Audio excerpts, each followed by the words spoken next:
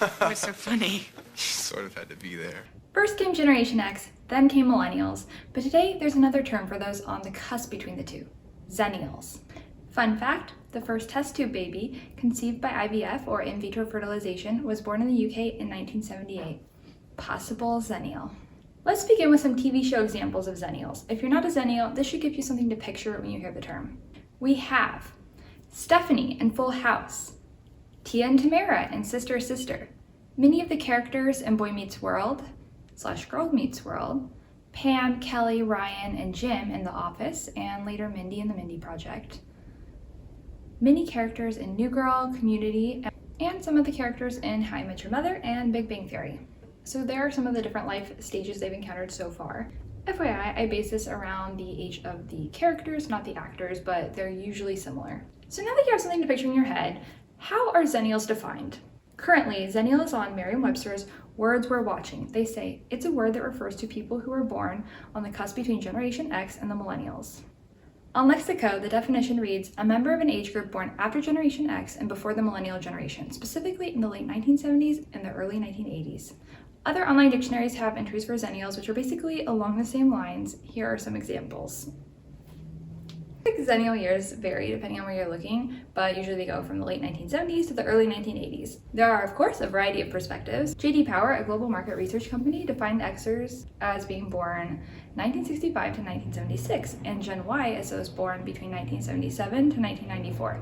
They view Xennials and Millennials as each a subset of Gen Y. Regardless of how people think of it, there are enough people who identify with it in some way now that it has become a semi-defined term. So what is the origin of the term and the idea Xennial? Xennial wasn't the first name given to the Gen X Millennial cusp, so let's start there. In 2004, a self-identified cusper named Cynthia Chang called her cohort Bridges in an article for the Toronto Star. The article was titled My So-Called Generation, a reference to My So-Called Life, a one-season TV drama that aired when some Xennials were in high school. Some Xennials feel as representative of their experience and really identify with it. Chang wasn't the only writer to draw inspiration from this show. In 2011, Dori Scheffer wrote an article for Slate where she called the group Generation Catalano, named after the character played by Jared Leto in the show. When 1980-born Sarah Stancorb finally referred to these cuspers as Xennials in 2014, she was looking for something broader, which could encapsulate all of us who bridge the two generations, she said in a later article. Since then, the mini cohort has also been called the Oregon Trail generation and the Lucky Ones, but Xennial is the one that seems to have stuck it out. I know that some people pronounce the term Xennial, but I'm going with Xennial as it's easier to pronounce, and it is the way Stancorb says to pronounce it, and she's the one who coined the term. Now, before I go further, just keep in mind that most of this is going to be USA based because I haven't seen a lot of international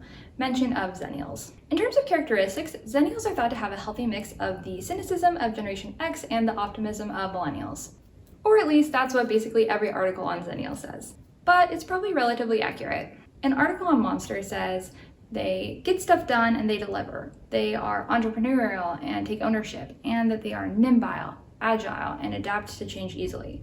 Indeed says they are adaptable, inclusive, and focused. No one seems to have anything bad to say about Xennials. Of course, most of the people talking about Xennials are Xennials themselves. I don't tend to see other Xennial characteristics mentioned, and because they're on the cusp, they're not well studied. So that's about all for characteristics. Now for some more culturally related topics. What was Xennial youth culture aside from flannel? For music, I'm going to do the same thing I did for Zillennials and show you what topped the charts during different periods of their lives. In articles by Xennials, I do see New Kids on the Block mentioned relatively frequently and Counting Crows mentioned occasionally, but obviously different Xennials have different tastes, and often the most liked music is also the most hated. In terms of TV, I found an article called The Nostalgic Xennials Guide to Children's Television That Doesn't Suck, which mentions shows like Gem and the Holograms, Fraggle Rock, Are You Afraid of the Dark, He-Man, and The Masters of the Universe, and or She-Ra, Princess of Power. Other shows I've seen mentioned include You Can't Do That on Television, Punky Brewster, and Blossom, as well as those I mentioned at the beginning of the video. And here's some popular television shows those same years. Now, Xennials didn't necessarily watch all these shows, but all of these were active on television. In this case, I'm just pulling from what are described as the top-rated primetime television series during these years. Xennials were born around the time the Star Wars trilogy came out. They were kids when the Goonies premiered, and were teens when Clueless and Empire Records released. The latter seems to have gained a cult following among some Xennials. Now, there are a lot of topics that are frequently mentioned around Xennials in articles, like you might be a Xennial if this or that, such as if you went on AOL Messenger, or if you had a binder of CDs, or if you had dial-up. But most of these things are not uniquely Xennial. Yes, you might be a Xennial if you did or had these things within a certain age range, but you also might be earlier in Generation X or later in the Millennial generation. Still, a lot of things that were shared experiences for, say, the entire Millennial generation were things that Xennials experienced basically first, which makes sense. For example, they're nicknamed the Oregon Trail generation. The game was developed by a few student teachers for an 8th grade class back in 1971, but it was most popular with elementary school students from the mid-1980s to mid-2000s. So it started becoming popular as Xennials were in elementary school, thus the nickname. But that span of time includes the schooling of even slightly earlier parts of Generation X and the entire Millennial generation. I will note that the game and the computers it was played on did evolve over time. There are plenty of other examples as well, though. Cabbage Patch dolls are something I see mentioned frequently. Xennials were generally the first to have Cabbage Patch dolls as a toy, but the toy became one of the longest running doll franchises in the US, so they were not the last.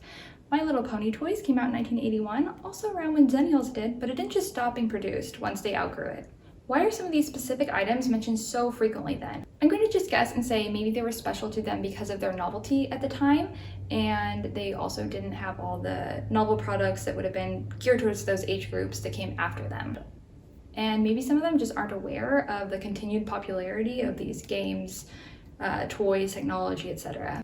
The cusp can at times influence or create standards/stereotypes for the entire generation following. While listening to podcasts by Xennials, I heard basically multiple people say Eddie Vedder, the lead singer of Pearl Jam, is what they think of for Generation X.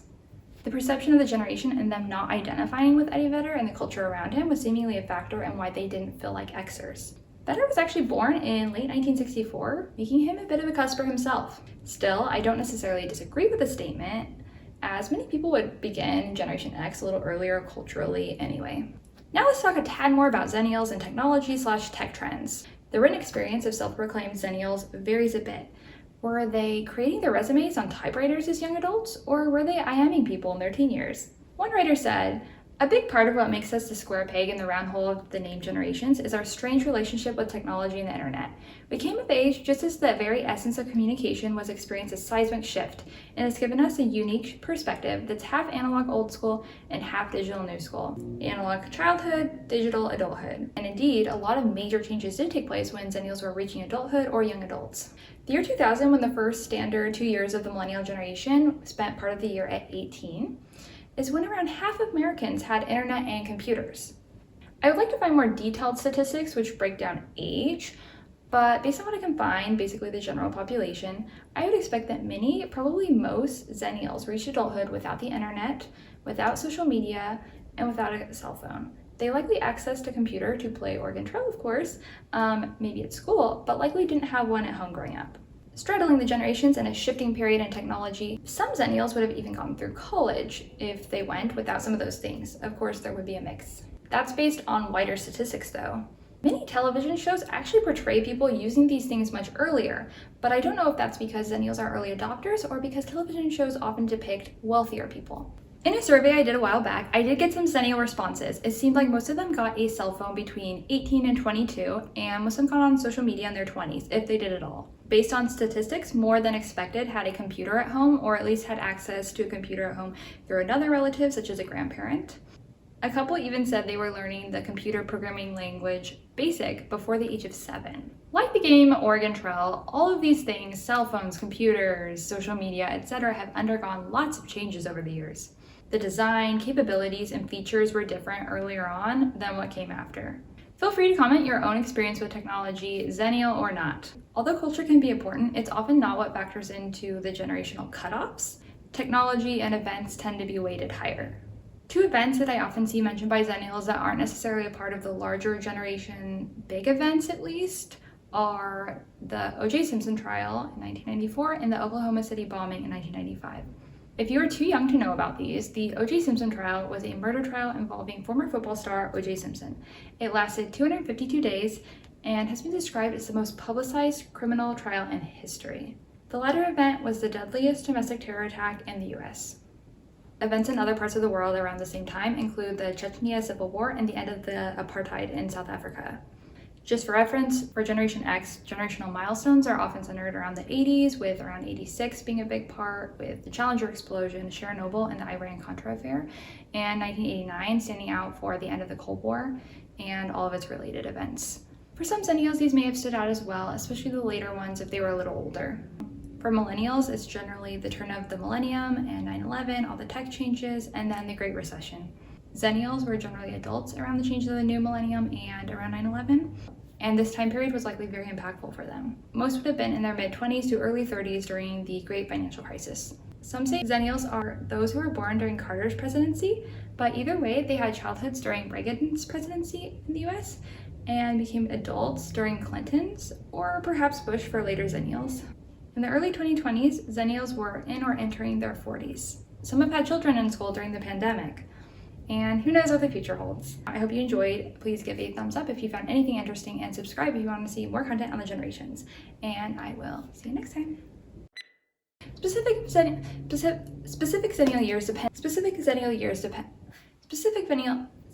Xennial years vary depending on where you're looking, but usually it goes through from specific Xennial years to